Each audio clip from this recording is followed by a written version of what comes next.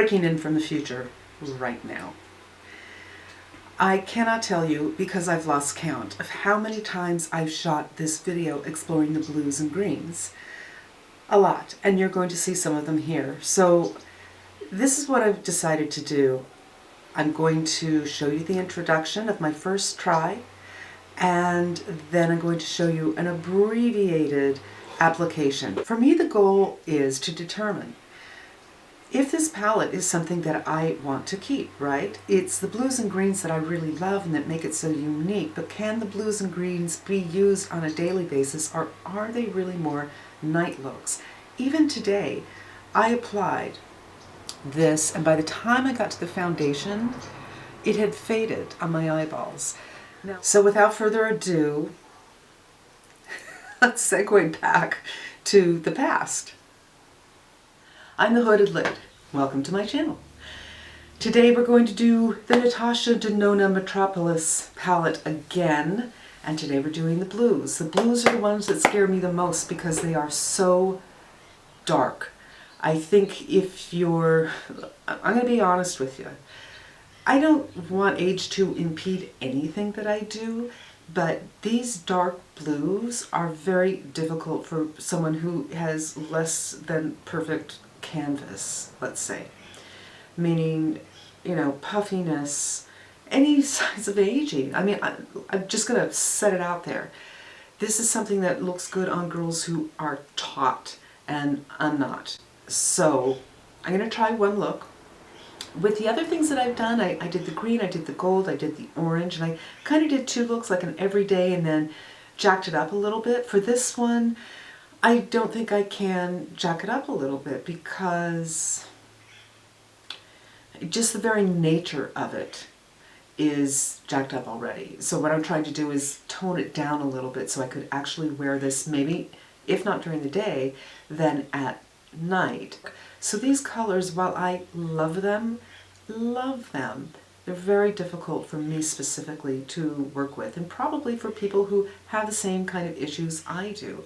So if you have issues like I do, you sit down, pull up your laptop, have a coffee, have a tea, have a glass of wine, whatever you want, and we're going to investigate together. I'm just going to go in with this first. It's going to be my transition. It's a dark fur transition. Now, I did mention in the other videos, but if you haven't seen them, this is a very beautiful palette, but they are soft, and I've nicked them quite a bit already in the very little time that I've had this. So one, be really careful with them, and two, be sure to knock off the excess because you could fall out too. Normally for a color like this blue, you would go in with something flat and really pack it on. But I'm going to go in with something like a 217 because these colors are so intense.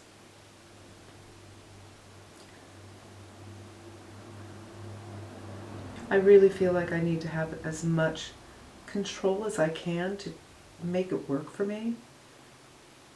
I'm going to dip into that Laura Mercier powder again and do a little blending.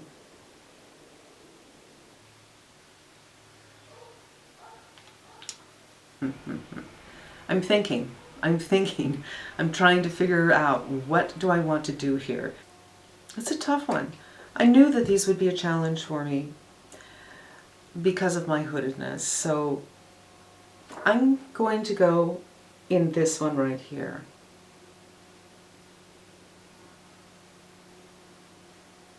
Alright, that's not too bad. I do still feel that this color is more appropriate for evening. In order for it to be seen on me, because I'm hooded, it has to be out here, and that seems a little too much for daytime to me. And that's just the way it is. That's how I thought it would be. So far, that's what it's turning out to be. I'm going to continue to play with these colors. I do think they're beautiful. I just don't think it works for me. Unless I'm going to do something I never do, and that's line my lower waterline. And then I'm going to pull it out like that, just a little bit down, and it grabbed that blue and dragged it across the face. These These are tricky, you guys. Let's get to my conclusions. These are very dark, and as such, I think they're very hard to do during the day, especially if you don't have a perfect canvas.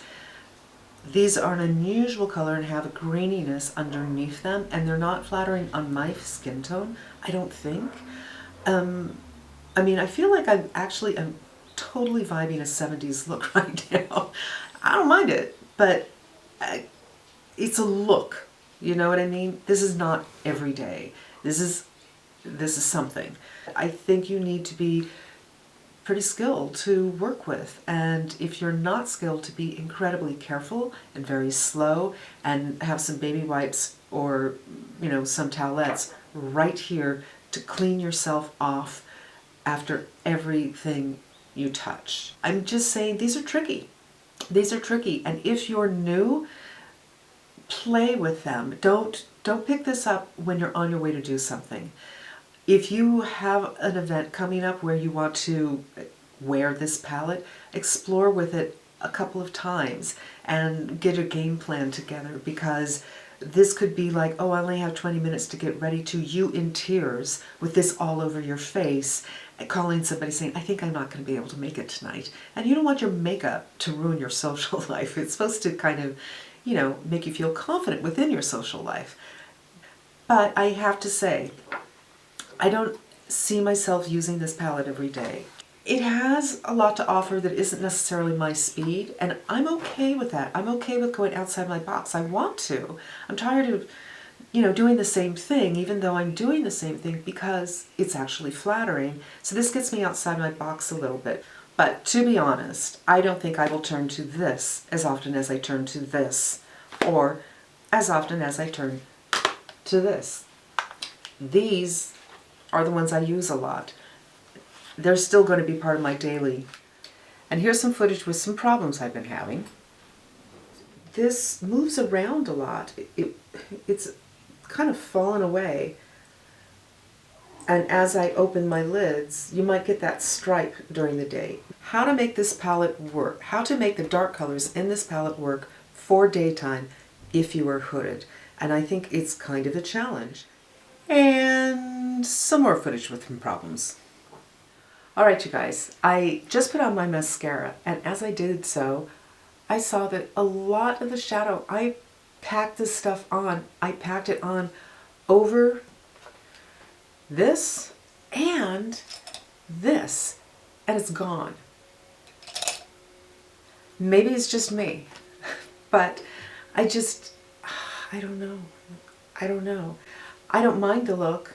I'm just saying that it's not performing. If I were somebody where I wanted to pack this on and stay on, I would be disappointed. And I did a look before this where I noticed the same thing. I really packed on the green color and it kept on kind of fading away. And again, once I figured out I was really having a problem getting day look out of these dark colors, I sat down and shot this. Breaking in from the future right here. Hi. Taking a look at this footage that I shot yesterday, I realized last night that trying to make these darker blue colors into something that will work for the daytime, for me personally, because of my eye shape, is just a fail. It just doesn't work. I will continue to try, but this isn't it. Now the reason this doesn't work during the day for me is because of my hood. In order to see the color, I have to go this high up, and that does not make for a day look. Here I skipped the application process, but I'm showing two different evening looks, one on each eye. For me, this is kind of a very, do you know the Jetsons? Is that too out? Am I dating myself too much? There's a cartoon called the Jetsons. I'm sure it's still on the Cartoon Network, and it has that Jetsons kind of look. I think it's modern and specific and avant-garde, and I kind of dig it. But for the sake of fun, we can put some other colors in here and give you some ideas. So there's two ideas for you. Hooded lids can use this. It's just these are night looks. And if you don't have a nightlife, you might not ever find use for these. Now I haven't wanted to swatch this palette for you because so many other people have. It's something you've seen before, but I think it's breaking down, do I want to keep this palette? I need to swatch it by color group to see how much there is in here that could be repetitive. So let's go. Here, here, here, here. There is no question that these are beautiful. The question is, why are there so many?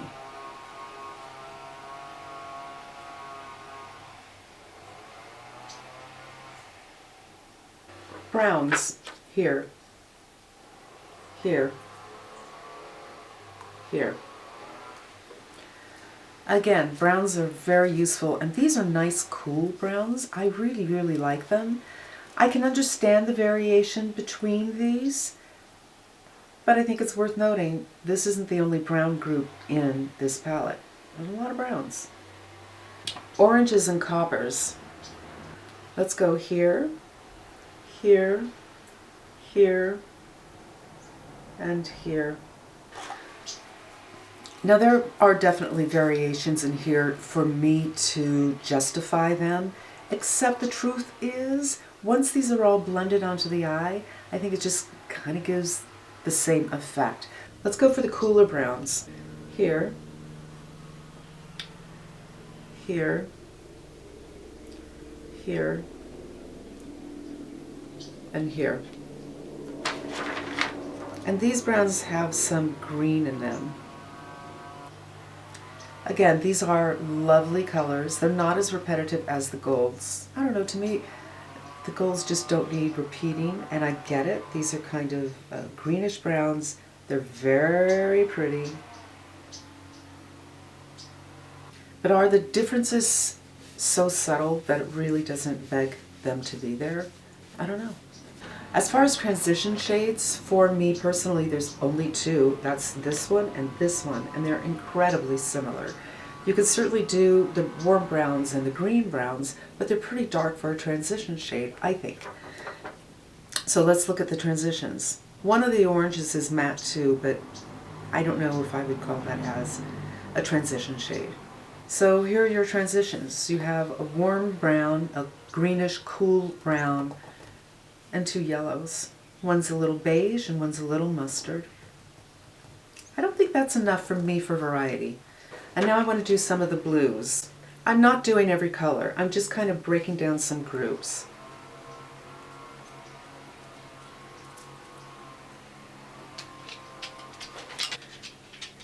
Pretty. I mean, hello. All right, I did all of them. These are beautiful. I hope you can see why I love this palette. This is what's drawing me in. It's just, I'm really not sure I'm able to get anything out of them. To really get this depth of color, you have to use a flat brush and really push in. And for a hooded eye, it's hard to put together a look that doesn't look a little too avant-garde, a little too special, and not in a good way, I don't think. I think if you do not have hooded eyes, you could have so much more fun with this and really work these colors out. They're just beautiful. But that's not who I am. I'm a person with a hooded lid, and I have to decide pretty soon if I'm going to keep these or not. I have definitely played with it a lot, and I think the looks besides these blues, they're fine. They're not anything special. They're not anything like, wow, this is just so me. On the other hand, this is outside of my comfort zone, where I tend to do lighter colors in more skin tones, more like the Huda Nude, the Tropic palette, even the Safari palette is more my comfort zone than this one is, and I do want to not be repetitive in what I'm buying. So as you can see, there's a lot for me to think about, and just some things for you to think about when determining, do you want to buy this palette? If you see it at Sephora, I'm sure you will think, my God, it's so beautiful. I did too, but you know, we need to get past that to, is it usable? a palette that costs more than $100 to me is something that I need to reach for over and over and over again. If you are going out several times a month and it's special occasions and you do use these kind of things, then go for it. That's not the life I have.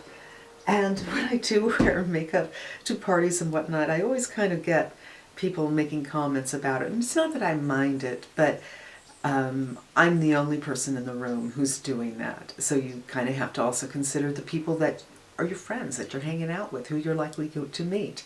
You know what I mean?